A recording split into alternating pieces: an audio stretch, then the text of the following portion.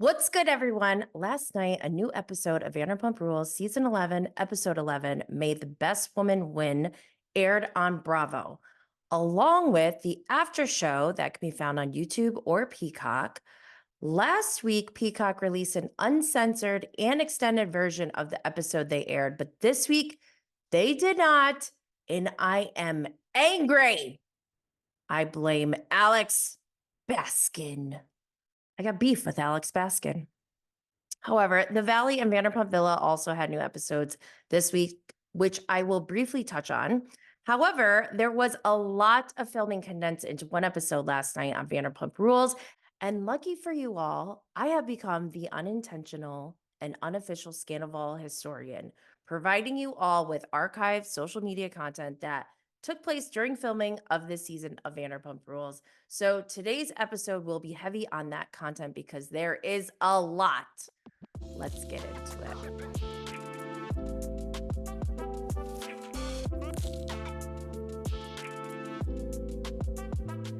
Before I begin, I need to remind everyone that this is for entertainment purposes only. Be cool. Don't be all like uncool. As a reminder, make sure you subscribe, follow, share, like, comment, leave a 5-star rating for Bravo and Blaze. Like I said on today's show, I'm going to make sure that I include all of the social media content that took place during filming to give you more context around what was going on during these scenes that we're seeing on the show. If you are a podcast listener, you may want to check out the visuals here on YouTube because some of the social media content are static images or video with background music that I can't play. So come join us here on YouTube. Let's get started. Okay, as far as social media goes and ancillary podcasts, I'm just going to summarize. Basically, Lala is doing the most. She needs to say less. As much as I'm going to root for Lala, I feel like she's stirring the pot and causing this drama to secure a spot on either Vanderpump Rules the next season or The Valley. And I'm kind of okay with her and Scheana going to The Valley, Vanderpump Rules ending, Ariana and Katie getting their own show, and the Toms just going away. But Lala needs to chill. I don't know what her issue is. According to Reality T on Instagram, Ariana Maddox and Katie Maloney hired Tom Sandoval's ex-assistant Ann Maddox. And stay tuned because I may have a special bonus episode of Bravo and Blaze coming up soon with a special guest. Don't want to jinx it. According to Bravo's snark side, Faith is suing Bravo again. Like, how many times has she sued them already? But according to Pumped Up Tea, Faith also released a paid podcast and she's starring in a movie that's directed by Randall Neck Emmett / Randall Ives. And it's just so crazy to me that this man still has a job and is not in jail. I don't know why anyone would want to work with him. He is scary. In other news, it has come to my attention that I've been blocked by Billie Lee. Somebody sent me one of her posts or something and it says like you can't see this. So I was like, oh my God, who blocked me? It turns out it was Billie Lee, and I don't really care. I'm a little creeped out by it, to be honest, because that means like there's an acknowledgement that she feels some sort of way towards my account, which is creepy to me. But then also relieved too, because like she's been creeping me out this season. Like, did she drink the bath water after the cold plunge? It's giving Saltburn. Also, something that has been brought to my attention is that Eric from Vanderpump Villa has a tarnished record.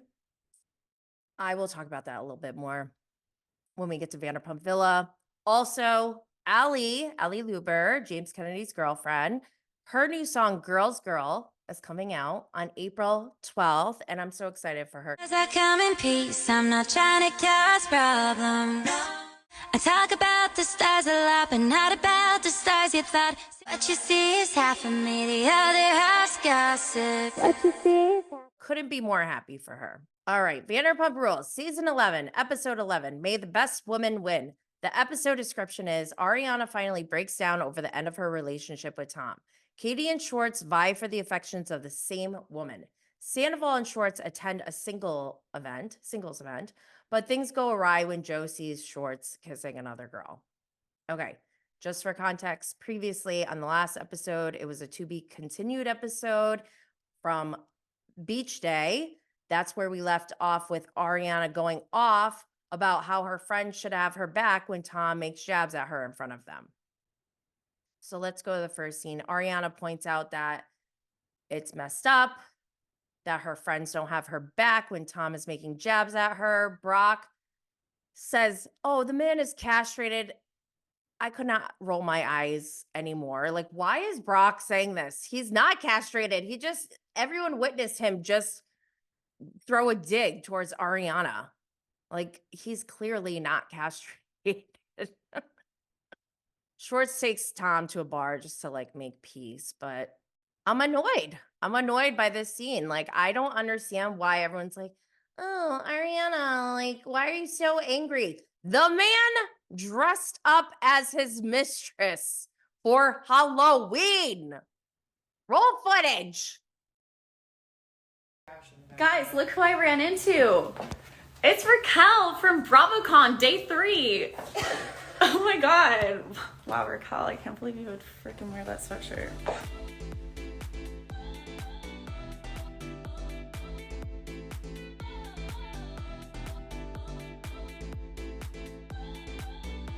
Ariana, are you gonna make a toast? I'd like to announce that I'm going to kill everyone tonight.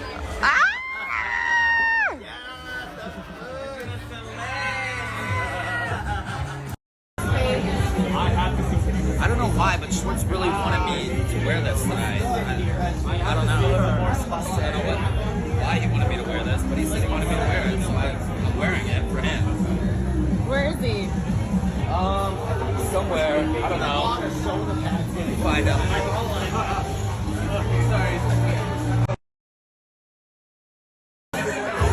Shot. Cheers.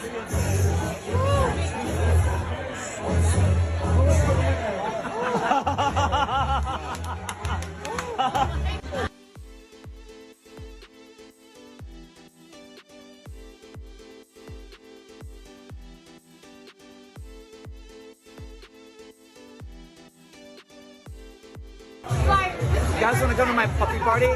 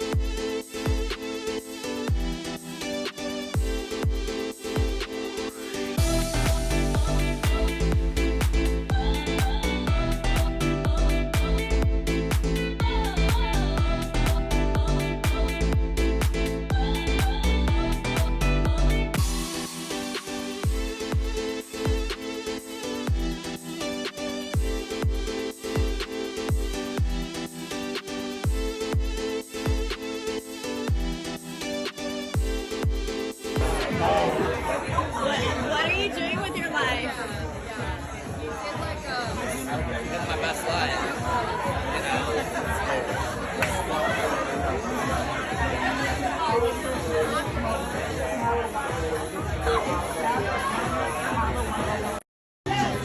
Well, I gotta hit up Barb tomorrow so she can like fix my ruse. Bob! Not Bob. Barb, fix my ruse. So Tom and Tom go to this bar off of the beach, and Sandoval goes on to talk about the minute details of their house and how Ariana doesn't pull her weight and all of this stuff trying to make her look bad. And we've heard this before. Like, why does he keep saying this? No one gives a crap. He sounds like a hoarder. He clearly has some kind of like mental issue where he's in such denial that he can't face the fact that he may need to get rid of this house. He brings up batteries again, batteries and pens. And the producer even said, like, you just got destroyed on the internet for saying that. Why would you bring it up again? I think Ariana's gonna be in for, when she gets her own place, she's gonna be in for like a very rude awakening. he never answered the question. That is so annoying.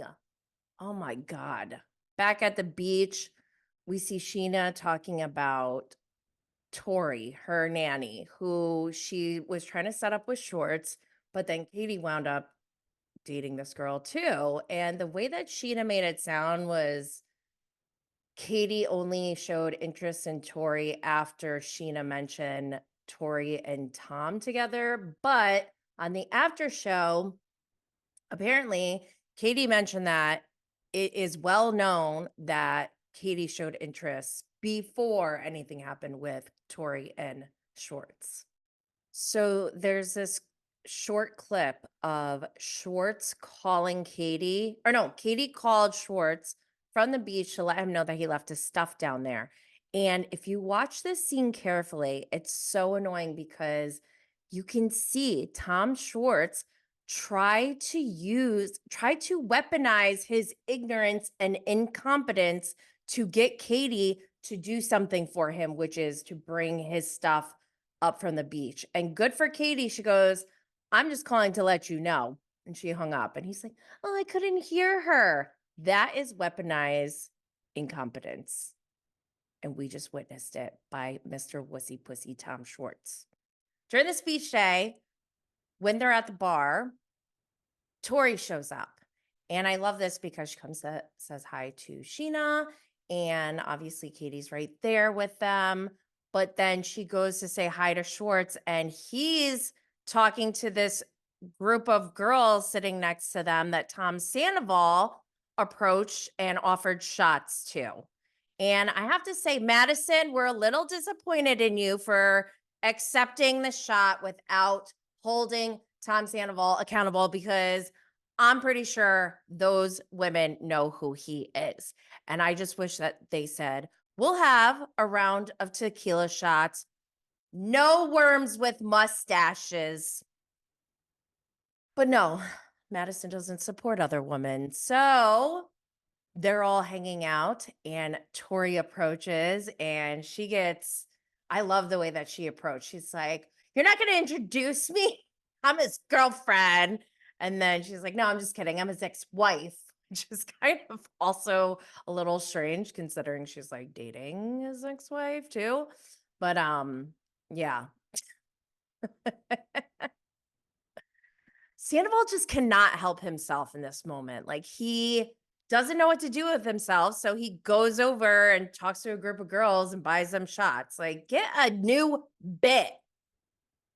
Gosh, so basic behavior. So this scene is so great because Katie comes in, approaches Schwartz with Tori, and basically steals Schwartz's girl. And if that is not BDE, I don't know what else is. I loved it. Tom wound up walking away like the wussy pussy that he is, while Katie with her BDE swooped in and won. Best woman won. Take that, Schwartz. I didn't forget about you, Schwartz. You're not going to get away with this, Schwartz. Like I said, I have lots of BTS social media content that took place during filming. Posted about this blind item on the last episode and last week, but I'll read through it again because I think this is accurate. I'm scanning the background to see who wrote this blind item because I'm obsessed with them. It is so Amazing. Let me read it. One of the guys just came back from the bathroom, absolutely hammered. Sandoval is here. Scheana and Lala are consoling Ariana right now, and Ariana is on and off crying, and she keeps saying he shouldn't be here. And production stepped in to calm her down, and my sister went to the bathroom and saw Tom Sandoval flirting with the girl at the bar, and now about 4 new cameras came in, so we think they're setting up for a scene where they see each other. The girls are saying to Ariana they know the girl who had the affair, Rachel, question mark, was sleeping with more than just Tom. No, so now they're getting up for a new scene, and Ariana goes, "Can they keep our nachos here?" A queen. I love this. I love this blind item so much because in this scene, the nachos are there. Love it. Love it. Whoever wrote that, I love you. Love you. In this moment, Scheana and Lala are finally, to me, it seems like this is the first time that we've really seen them, like consoling her, other than when Scandoval first happened. But this is the kind of energy that I think we want to see all season. And we haven't been seeing that much from Lala and Scheana. Even last night on Watch What Happens Live, Scheana said some things that were kind of sketchy. I don't know. We'll get to that. But I don't know. If this is their way of getting on the Valley, then fine, whatever. But it feels like it's at the expense of their friendship with Ariana, and I don't like that. The next clip is Katie and Tori having their moment where they kiss, and this is what I'm here for. I don't want to see Schwartz and Sandoval being wussy pussies all over the place. Like, I want to see the women thriving, and I feel like this is one of those moments. And I loved it. The next scene, we have Joe and Lala at a hot dog stand. And I do have to say, Joe's hair looked good here. Joe is getting a lot of heat right now over Schwartz's hair.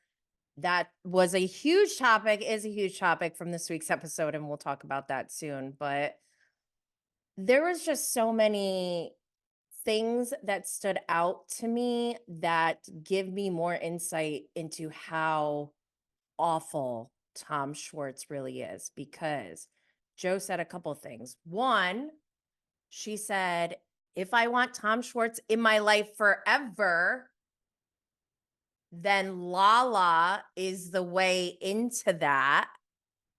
That obviously indicates that Joe had every intention of having a relationship with Tom Schwartz in that moment, during that confessional, at least. Also, Lala asked Joe straight up if she knew about Sandoval and Raquel, and Joe was adamant that she had no idea.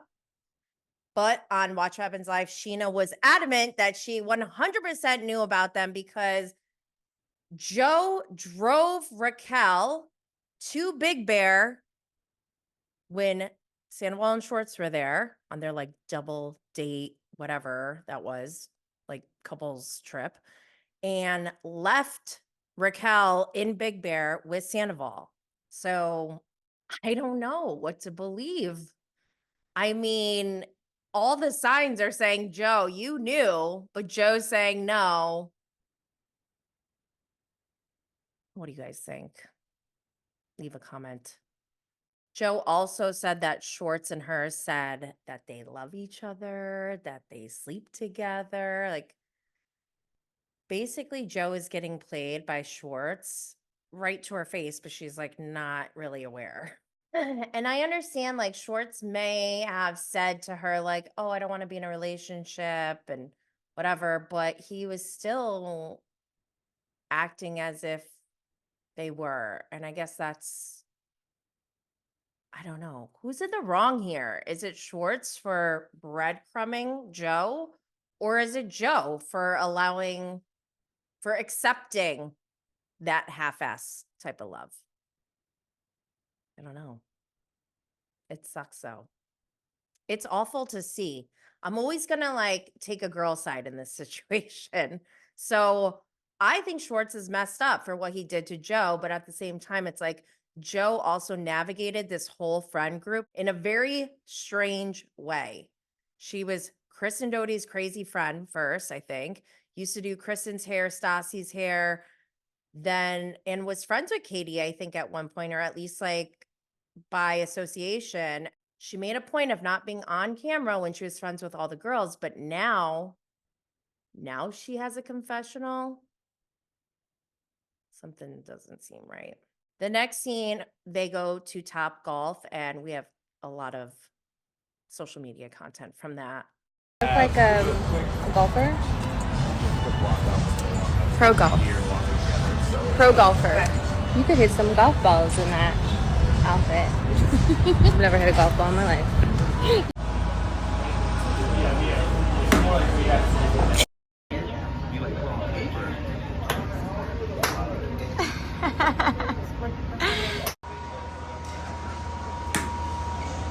There she goes. Scheana and Lala go to the fertility clinic.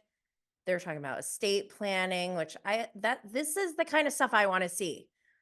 However, I just find this, like, I have so many thoughts on Lala's journey, and I'm going to support her journey, getting a sperm donor no matter what. But this topic as a whole, I've talked about it before, like if cloning were as accessible as getting a sperm donor, would people start doing that instead and raising themselves as their children, which I don't think is that bad of an idea, to be honest.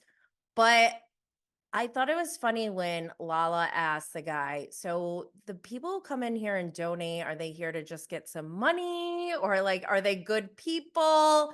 And the guy said, oh no, they're doing it to help others. I don't believe that for a second. And I need to know what you guys think too, because give me a break, dude. I want to know if that is true. I just want to know like one or two of these kind of men, and they could stay anonymous. I just want to talk to them. I want to ask them some questions. I want to know what brought them to do something like that. Because I don't think that, I doubt that they're doing it out of the goodness of their heart. They're like, wow, someone out there really just like wants a baby all to themselves and not have to worry about custody or feeling like their baby's going to be taken away from them. Like, bull. I don't believe any of that crap. I challenge someone to change my mind, but let's move on. We see Schwartz go to see Joe at work. So this is weird. The owner is there. And apparently, I don't know exactly where I saw this, but Schwartz also slept with this woman, the owner of the salon that Joe works at. And Joe goes on to bleach Tom's hair while he's telling her about this date that he has with Tori. And people are speculating because, like I said, everyone's talking about the hair. One, we're finding out from this episode that it's because Schwartz has gray hairs that he's been trying to cover. And they even, like, the producers even cut back to old hair colors. And that makes sense now. And I'm wondering if he stayed close with Joe to dye his hair to cover his grays. That was his, I think that's why he hung on to Joe. And she was like, fuck this. We're dyeing your hair, dude. If that's the case, I stand. I love it. If that was a revenge dye, I'm so here for it. I think he deserves it. But what they didn't show is, I think they did more work or like re-bleached it or something. I'm not a hairstylist. I don't bleach my hair. I don't know, but people are going off in comments about how this technique is not it. I don't know. I don't know all the details, but Jax Taylor had a story back in August of Joe and the salon owner messing with Schwartz's hair at his place.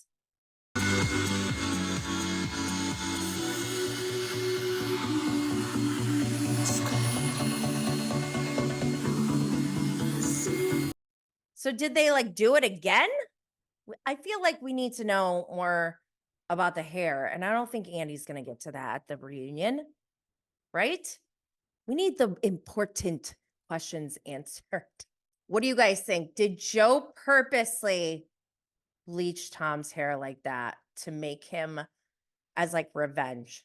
Was it a revenge bleach? I like it if it is. So we see Tori and Katie go on a painting date. That was cute, but I don't know. I got the sense that Katie's like maybe attracted to Tori, but I don't know if she's like wants Tori as like a life partner.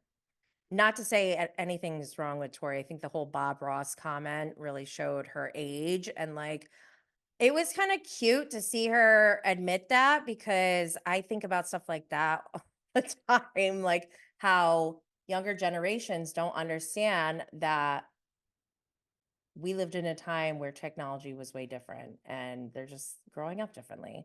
So, but I think Katie probably in that moment, she seemed to be like, whoa, like we are very different people. I don't know. You guys tell me, what do you think about Tori and Katie's date?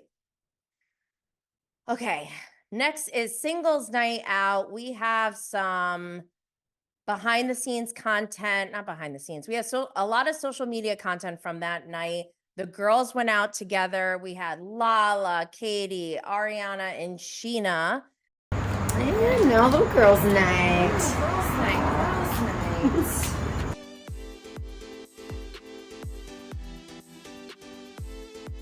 And then the guys, including Joe, go to the singles night at the Mondrian, which, by the way, does Mondrian pay Vanderpump Rules to do stuff there? I mean, that's where they do everything. They have their guys' nights there. That's where Raquel showed up after the Vegas trip in season 10.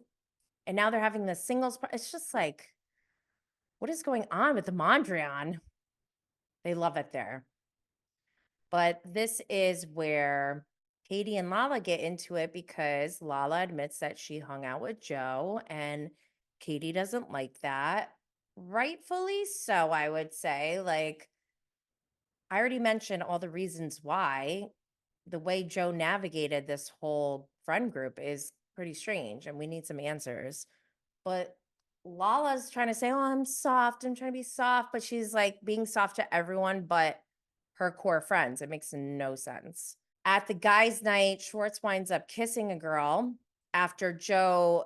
This whole scene was sad because Joe invited herself and then she proceeded to act clingy and needy, and Schwartz still wound up making out with someone and she wound up just leaving. So that one I felt was on her that time. But then we see that the group went paintballing. I have some social media content from that day as well.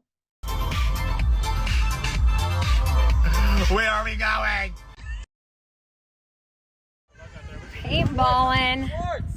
Schwartz? We're paintballing when we could be goat cheese balling. And this is what brought We're gonna go cheese ball tonight. I'm goat cheese. But then the final scene is Joe at Schwartz's place. Why she's there and he's not, and acting like she lives there, was kind of weird to me. But I'm glad Joe stood up for herself and she went into Schwartz. And basically, Schwartz is a wussy pussy because Joe leaves crying and wants to call her dad. And it's very sad, but I'm glad she's actually confronting it instead of letting it go the way that Schwartz and Sandoval would allow it to go if they could, because they are wussy pussies. You couldn't tell. I just like them. All right. VPR after show. So they talk about Lala hanging out with Joe. Lala plays it down so hard. She's like, oh my God, you guys act like I'm having family dinner with her or whatever. And Katie double downs on not loving that Lala met with Joe. I think rightfully so. I wonder how they feel about it today. And I wonder what the status on Joe is today. Like, does she even hang out with any of them anymore? I don't know. Schwartz addresses the topic of Joe and is visibly uncomfortable. Brock has his moments. Brock goes, confusion is Schwartz's camouflage. And he really nailed it with that statement. That is spot on. Producer Jerry calls it breadcrumbing, like I mentioned before. And Ariana mentioned that out of all the people in the group, only Sandoval, Katie, and Joe have ever flown to North Florida to visit Schwartz's family. And so if she was Joe, she would think that she's his girlfriend too. I don't know. Everyone kind of feels bad for Joe now. I do feel bad for Joe because of Tom Schwartz, but I think she needs to take accountability for the way she navigated this group. However, Schwartz did mention the spark between Schwartz and Joe fizzled out by the time filming started, and I feel like we need more explanation and elaboration on that from Schwartz. He's always giving like half-ass wussy pussy answers. They talk about the house, and Tom continues to go on about how Ariana doesn't do anything around the house or pay bills. Come to find out, Ariana paid for a majority of the furniture in the house, and something about this feels scammy to me. Like, I think Tom Sandoval may be a scammer. The way he talks about specific furniture in the house, like the curtains, he's like, oh, she wanted the snake curtains and the mirror. I felt like I was watching a hoarder speaking. The way he talked about these items, that's why, like, this is why I think he is so delusional when it comes to this house. He's so attached to it. And Ariana even said the person who sold them their house is a lifelong friend of Sandoval's who gave him professional advice that selling the house would be the best option for them. Yet Tom Sandoval does not want to do that at all. Why? There's like some kind of delusion going on. It's weird. It's like hoarder-esque. And he goes on to say, oh, we'll figure it out without any judgment. So delusional. Ugh. Cool. Watch What Happens Live. We had Scheana and Brock on. There was kind of a lot that was in this show. First, I don't remember them saying this on the Valley that Jax and Brittany don't have sex, but they reminded us that they only had sex like twice in 1 year when they were married. Yeah, that's interesting. They did a lot of polls. Schwartz as a blonde, 93% said no. Schwartz and Joe winding up together, 76% said no. Were the girls too hard on Joe? 68% said yes. Who was a better match for Tori, Schwartz or Katie? 89% said neither. Most loyal friend in the group, 60% said Katie. Brock said something crazy like, oh, Katie's friends with herself first, and that's most important. I don't know what he's talking about. I noticed that on social media, a lot of people mentioned that Scheana should have known Raquel and Tom were having an affair if Scheana tracks all these people's locations. Apparently, Scheana said that she did notice that Raquel stopped sharing her location, sat her down, talked to her, called her out, asked her why, and I guess she never got a confession, obviously.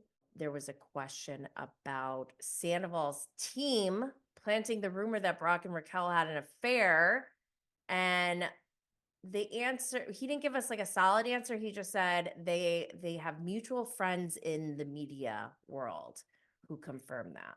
I still want Tom Sandoval to take that lie detector test. He said he would. Do it, man. Do it. Andy asked what Scheana thought about Ariana and Katie calling her essentially, I mean, I don't think they said pick me girl, but he said they essentially called her pick me girl in the after show. Scheana said she's releasing a new song about that soon, and that she just recently went to Ariana's final show starring on Broadway in Chicago. Andy asked about Jax and Brittany separating. She said she's not surprised. Brittany deserves respect. She also said that Jax had the audacity to make comments about Scheana's show. I don't know if he means Vanderpump Rules or her shenanigans show, but also Jax made comments about Scheana's parenting. So Scheana, she's really good at plugging things. Like she's great at it. She's a pro. She mentioned that she responded to it in her show, Shenanigans. Andy mentioned Gleb. Last week we talked about Gleb, and she was hurt by that. I mean, what's she gonna say, Andy? Andy asked Scheana about Lala talking about Ariana. Scheana said she understands her frustration, appreciates the things Lala has been saying about Scheana.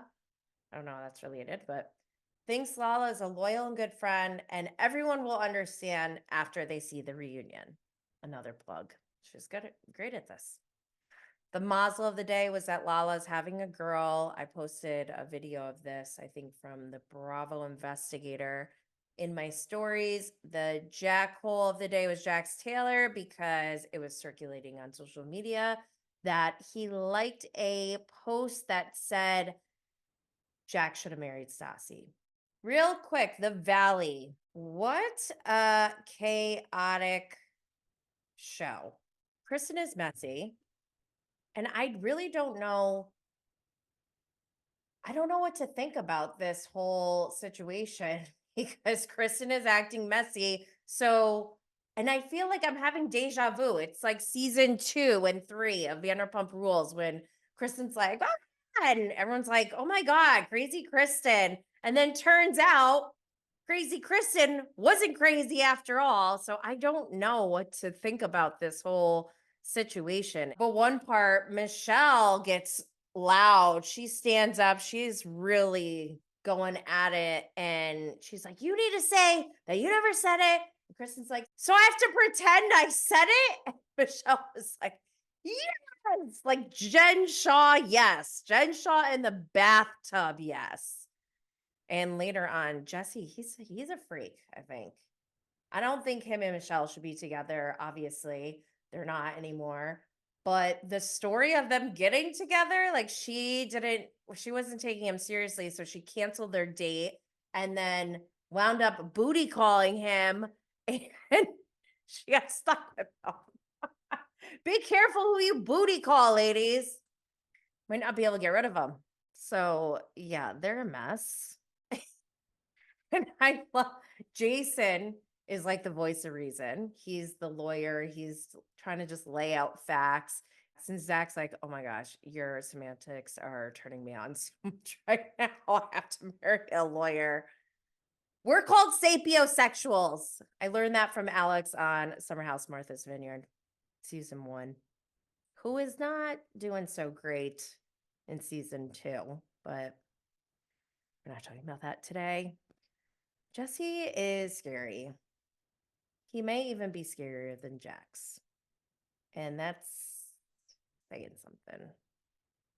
Vanderpump Villa, like I said, okay, it was brought to my attention that there's an article out there. I'll just put a link to it. Trigger warning, it's about domestic violence. And Eric from Vanderpump Villa apparently has a record. And it's upsetting as a viewer because I think